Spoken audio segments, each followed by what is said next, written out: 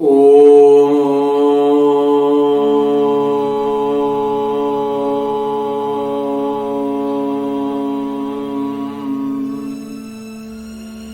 शांति। ओम शांति। बाबा ओम शांति। आज 2 जनवरी 2023 की मुरली है। बाबा कह रहे हैं, मीठे बच्चे, तुम राज ऋषि हो। तुम्हें बेहद के पिता सारी पुरानी दुनिया का सन्यास सिखलाते हैं, जिससे तुम नई दुनिया का राजाई पद पा सको। आगे बाबा प्रश्न पूछ रहे हैं कि इस समय किसी भी मनुष्य के कर्म अकर्म नहीं हो सकते। क्यों? उत्तर बतलाते हैं, क्योंकि सारी दुनिया में माया का राज्य है। सब में 5 विकार प्रवेश हैं, भीतर बैठे हैं सबके 5 विकार। इसलिए मनुष्य जो भी कर्म करते हैं वह विकर्म ही बनता है। सतयुग में ही कर्म अकर्म होते हैं, क्योंकि वहां माया होती नहीं। और आगे बाबा एक और प्रश्न पूछ रहे हैं कि किन बच्चों को बहुत अच्छी पुरस्कार मिलती है। उत्तर बतलाते हैं बाबा कि जो श्रीमत पर पवित्र बन अंधों की लाठी बनते हैं, कभी 5 विकारों के वश हो कुल कलंकित नहीं बनते, उन्हें बेहद अच्छी पुरस्कार मिल जाती है। अगर कोई बार बार माया से हार खाते हैं तो उनका पासपोर्ट ही कैंसिल हो जाता है। उनका मतलब पासपोर्ट कैंसिल हो जाने का मतलब कि उनको नई दुनिया में एंट्री ही रोक दी जाएगी, अगर वो बार बार माया से हार खाते रहेंगे। गीत है ओम नमो शिवाय। ओम शांति। सबसे ऊंचे हैं परम पिता परमात्मा अर्थात परम आत्मा। वो है रचयिता। पहले ब्रह्मा विष्णु शंकर को रचते हैं, फिर आओ नीचे अमरलोक में, वहां है लक्ष्मी नारायण का राज्य, सूर्यवंशी का राज्य, चंद्रवंशी का नहीं है। यह कौन समझा रहे हैं? ज्ञान के सागर। मनुष्य को कभी समझा ना सके। बाबा सबसे ऊंच हैं, जिसको भारतवासी मात पिता कहते हैं। तो जरूर वास्तविकता में मात पिता चाहिए। तो गाते हैं तो जरूर कोई समय हुए होंगे, कोई ना कोई समय ऐसा हुआ होगा। तो पहले ऊंचते ऊंच है वो निराकार परम पिता परमात्मा। बाकी तो हर एक में आत्मा ही है, जो भी है वो सब आत्मा ही है। परम पिता परमात्मा तो एक ही है। आत्मा अब शरीर में है तो दुखी व सुखी बनती है। शरीर में अब आत्मा आएगी तो कभी दुखी होगी कभी सुखी होगी। तो वह बड़ी समझने की बातें, ये बातें बहुत समझने की हैं।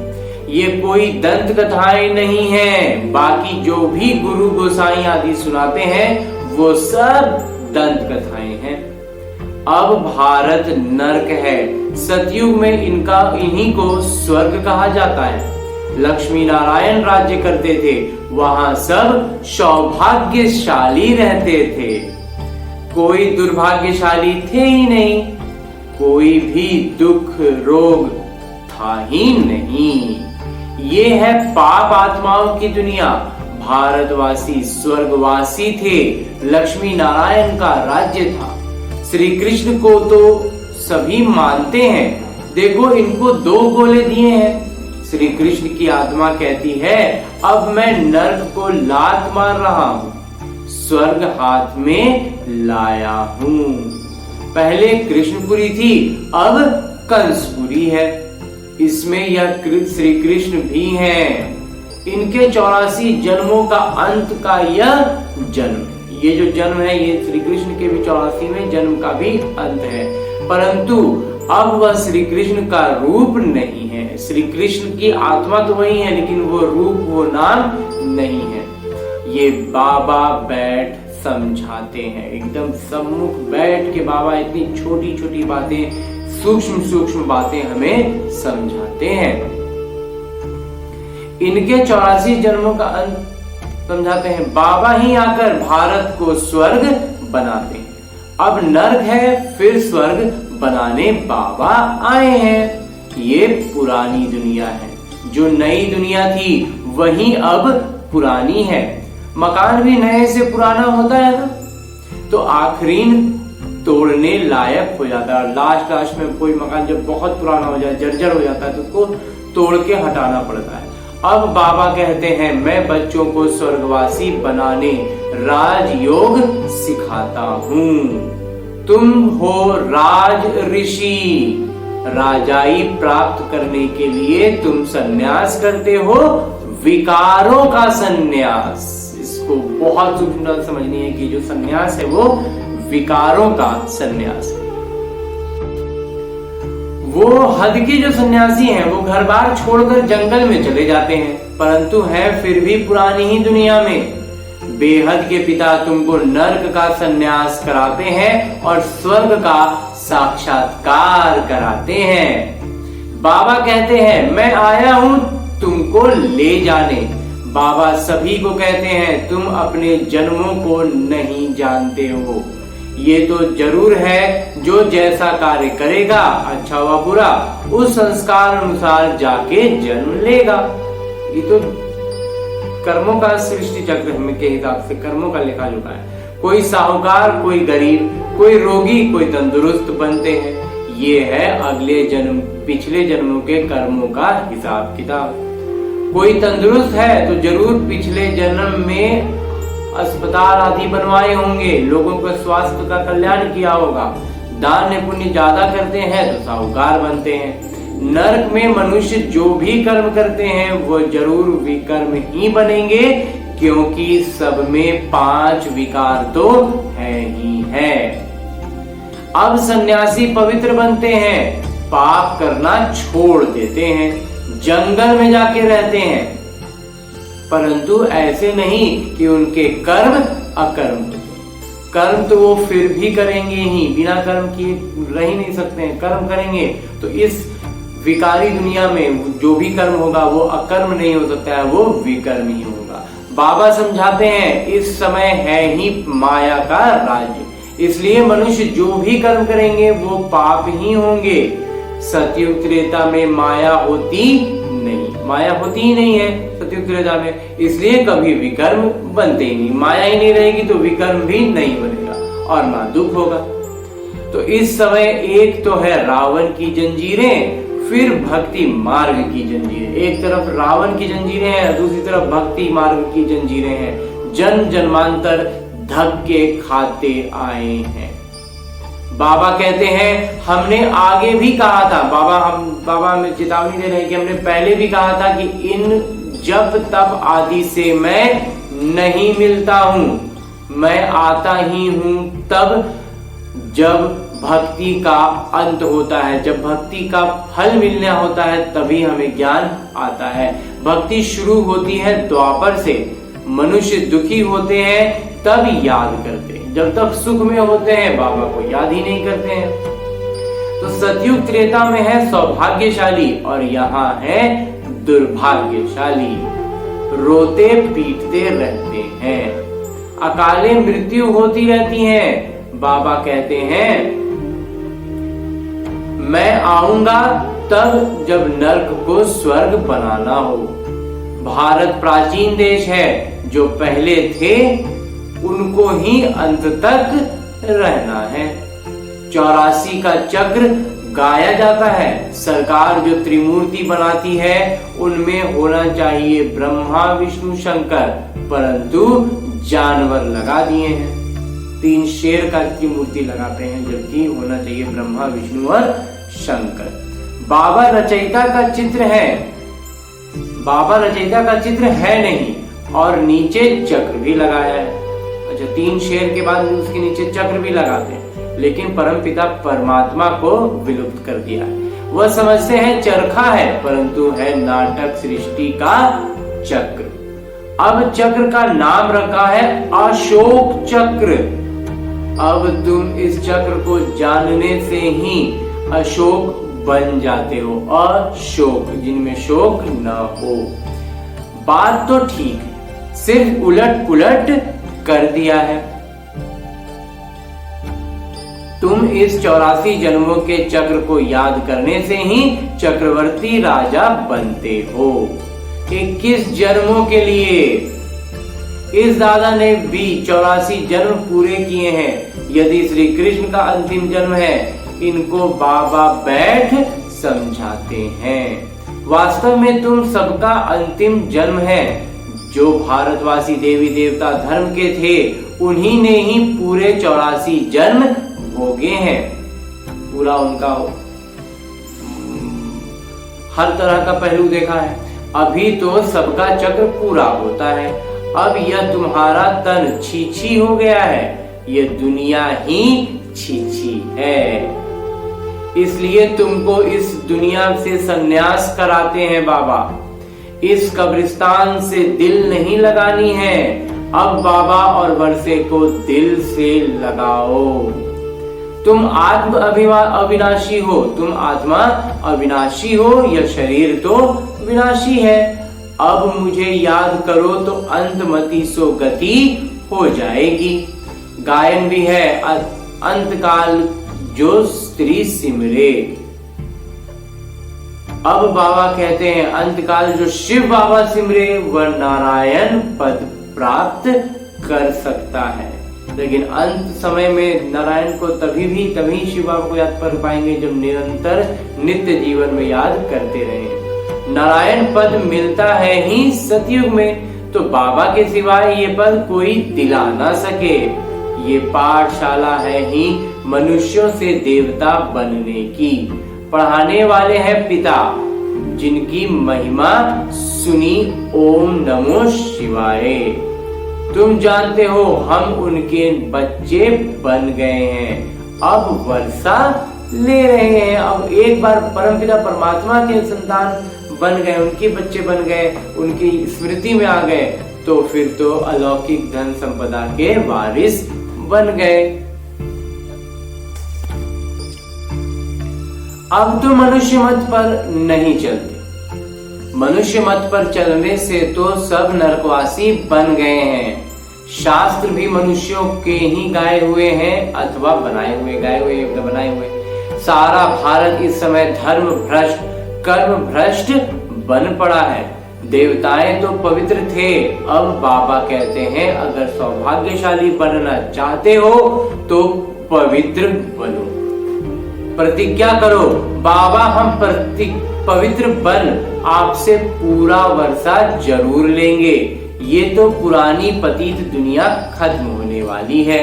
लड़ाई झगड़ा क्या लगा पड़ा है, क्रोध कितना है, बॉम्ब्स कितने बड़े बड़े बनाए हैं, कितने क्रोधी लोभी हैं। वहां श्री कृष्ण कैसे गर्भ महल से निकलते हैं, सो तो बच्चों ने साक्षात्कार किया है। यहाँ है गर्भ जेल। बाहर निकलने से माया पाप करने लग पड़ती है, पाप कराने लग पड़ती है। वहां तो गर्भ महल से बच्चा निकलता है, रोशनी हो जाती है, बड़े आराम से रहते हैं। गर्भ से निकला और दासियां उठा लेती हैं, बाजे बजने लग पड़ते हैं। यहाँ वहां में कितना फर्क है। यहाँ जैसे ही जन्मता है माया उसको झपट लेती है, उससे पाप कराने लगती है, और वहां उसकी गर्भ महल से बाहर आते हैं तो पूरा प्रकाश ही प्रकाश है। अब तुम बच्चों को 3 धाम समझाए हैं। आगे बाबा कह रहे हैं कि हम तुम बच्चों को 3 धाम समझाए हैं। शांति धाम से ही आत्माएं आती हैं। आत्मा तो सितारे के मिसल है, सितारे की जैसा है आत्मा, जो भ्रिकुटी के बीच में रहती हैं। आत्मा में 84 जन्मों का अविनाशी किरदार भरा हुआ है। न नाटक कभी विनाश होता, न एक्ट बदली हो सकता है, और ना ही ये नाटक के ना किरदार बदलते हैं और ना ही नाटक। ये भी आश्चर्य है, कितनी छोटी आत्मा में 84 जन्मों का किरदार बिल्कुल सटीक भरा हुआ है। यह कभी पुराना नहीं होता, नित्य नया है, हर दिन नया लगता है। हूबहू नाटक फिर से अपना ही किरदार शुरू होता है, नाटक का ही जो अपना किरदार है वो शुरू हो जाता है। अब तुम बच्चे आत्मा सो परमात्मा नहीं कह सकते, हम सो का अर्थ बाबा ही यथार्थ रीति समझाते हैं। वे तो उल्टा अर्थ बना देते हैं, या तो कहते हैं अहम ब्रह्मस्मि, हम परमात्मा है माया की रचने वाले। अब वास्तव में माया को रचा नहीं जाता, माया है 5 विकार। ये बाबा माया को नहीं रचते, बाबा तो नई सृष्टि रचते हैं। मैं सृष्टि रचता हूं और कोई नहीं, ये और कोई नहीं कर सकते। बेहद एक पिता एक ही है, बेहद के पिता एक ही हैं। ओम का अर्थ भी बच्चों को समझाया गया है, आत्मा है ही शांत स्वरूप, शांति धाम में रहती है। परंतु बाबा है ज्ञान के सागर, आनंद के सागर। आत्मा की ही महिमा नहीं मानेंगे गाएंगे, आत्मा की यह महिमा परमात्मा के लिए गाया जाता है कि आनंद के सागर, ज्ञान के सागर, आत्मा के लिए गाया नहीं जाता। आत्मा में ज्ञान आती है। बाबा कहते हैं मैं एक ही बार आता हूं, मुझे वर्षा भी जरूर देना पड़े। मेरे वर्षे से भारत एकदम स्वर्ग बन जाता है। वहां पवित्रता, सुख, शांति सब कुछ था। ये है बेहद के पिता का सदा सुख का वर्षा। पवित्रता थी तो सुख शांति भी थी, अभी अपवित्रता है तो दुखी अशांति है। बाबा बैठ समझाते हैं तुम आत्मा पहले पहले मूल वतन में थी, फिर देवी देवता धर्म में आई, फिर क्षत्रिय धर्म में आई। 8 जन्म सतो प्रधान में, फिर 12 जन्म सतो में, फिर 21 जन्म द्वापर में और फिर 42 जन्म कलयुग में। यहाँ शूद्र बन पड़े, कर्मों से शूद्र। अब फिर ब्राह्मण वर्ण में आना है, फिर देवता वर्ण में जाएंगे। तो अब तुम ईश्वरीय गोद में हो। बाबा कितनी अच्छी रीति समझाते हैं। 84 जन्मों को जानने से फिर उनमें सब कुछ आ जाता है। जैसे ही 84 जन्मों का राज को समझने लगते हैं, सारी बातें समझ में स्पष्ट होने लगती है, तो और भी बहुत सारे संदेह जो है वो दूर हो जाते हैं। सारे चक्र का ज्ञान बुद्धि में है, ये भी तुम जानते हो। सतयुग में है एक धर्म, वर्ल्ड अलमाइटी अथॉरिटी, राज्य, पूरे विश्व पर एक सर्वोच्च सत्ता। अब तुम लक्ष्मी नारायण पद पा रहे हो। सतयुग है पावन दुनिया, वहां बहुत थोड़े हैं, बाकी सब आत्माएं मुक्ति धाम में रहती हैं। सबके सदगति दाता एक पिता ही हैं, उनकी कोई जनता है नहीं, उनको कोई जानता ही नहीं है, और ही कह देते हैं कि परमात्मा तो सर्वव्यापी है।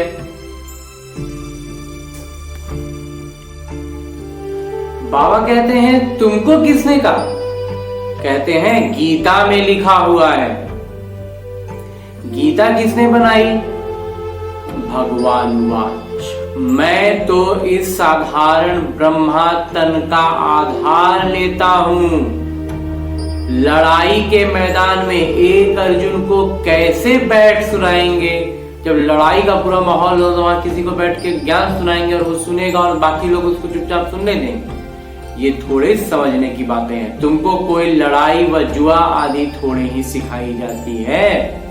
भगवान तो है ही मनुष्य से देवता बनाने वाले।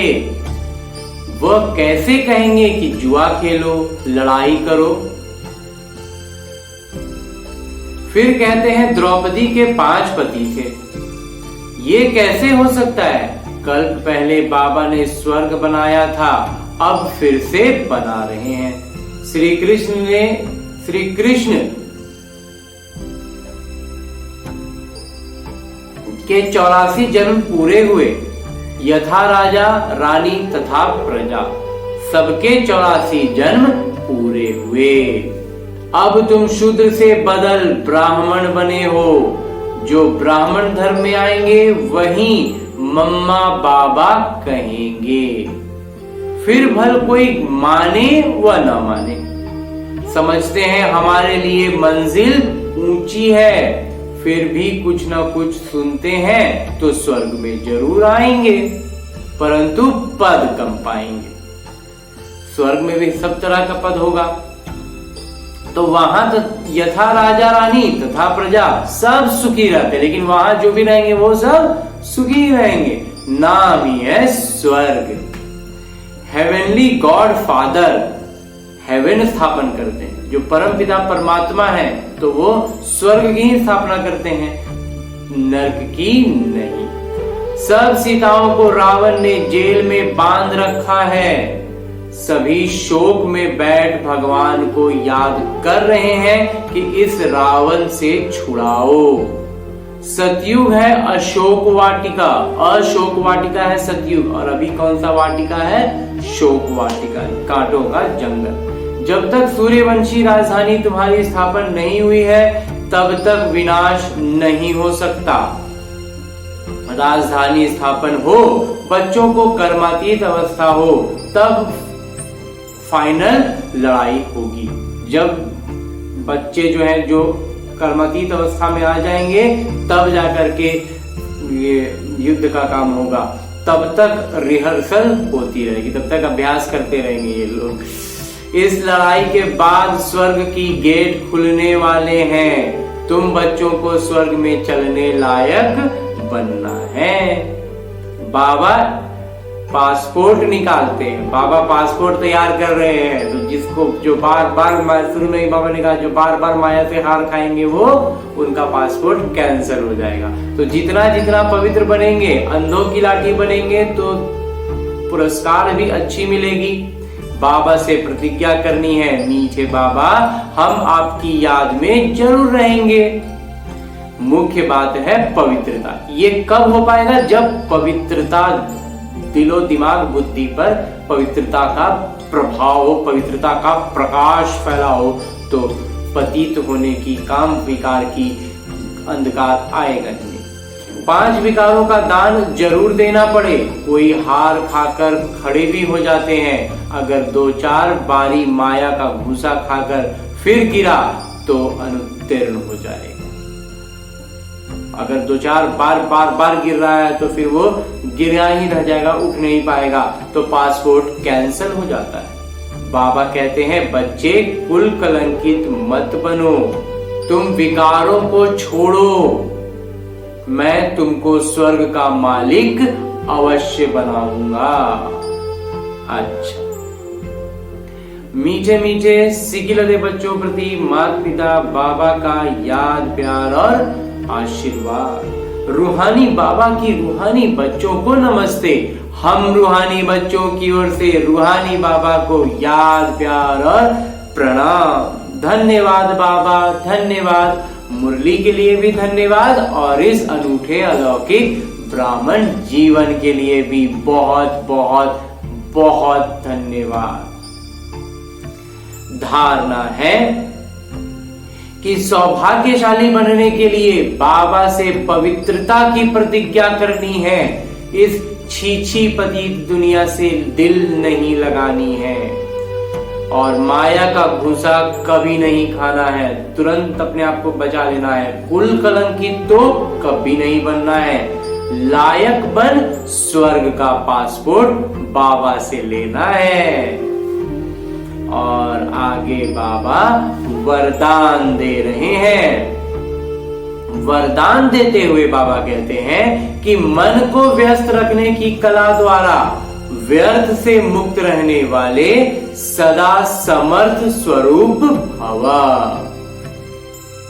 मन को व्यस्त रखने की कला अगर आती है तो व्यर्थ से मुक्त अपने आप रहने लगेंगे, और जब व्यर्थ से मुक्त रहेंगे तो सदा समर्थ स्वरूप हो जाएंगे। तो जैसे आजकल की दुनिया में बड़ी पोजीशन वाले अपने कार्य की दिनचर्या को समय प्रमाण सेट करते हैं, जैसा समय का डिमांड है, जैसा समय के हिसाब से शेड्यूल सेट होता है, उस तरह से प्रोफेशनल लोग अपना प्रोफेशन का हर काम को सेट करते हैं। ऐसे आप जो विश्व के नव निर्माण के आधार मूर्त हो, नई दुनिया के रचयिता के हम वर्कर्स हैं, उनके मतलब कार्यरत हैं उस काम में हम, तो बेहद नाटक के अंदर हीरो किरदार है, हमारा मुख्य किरदार है। तो हीरे तुल्य जीवन वाले हो आप भी अपने मन और बुद्धि को समर्थ स्थिति में स्थित करने का प्रोग्राम सेट करो। ऐसी योजना तैयार करनी है कि हमारा मन बुद्धि निरंतर समर्थ में रहे, व्यर्थ में एक क्षण के लिए भी न जाए। तो मन को व्यस्त रखने की कला संपूर्ण रीति से इस्तेमाल करो तो व्यर्थ से मुक्त हो जाएंगे। बस इसकी योजनाबद्ध तरीके से काम करेंगे तो ये आसानी से हो जाएगा। कभी भी अपसेट नहीं होंगे, उदास नहीं होंगे, व्यर्थ में नहीं जाएंगे। और अंत में मुरली का स्लोगन है, आज की मुरली का उपदेश है कि नाटक के हर दृश्य को देख हर्षित रहो तो कभी अच्छे बुरे का आकर्षण में नहीं आएंगे। नाटक के हर दृश्य को देखकर हर्षित रहेंगे तो फिर अच्छा व बुरा इसका कोई प्रभाव नहीं आएगा, आकर्षण नहीं आएगा, विकर्षण नहीं होगा। अच्छा, ओम शांति बाबा। बाबा ओम शांति।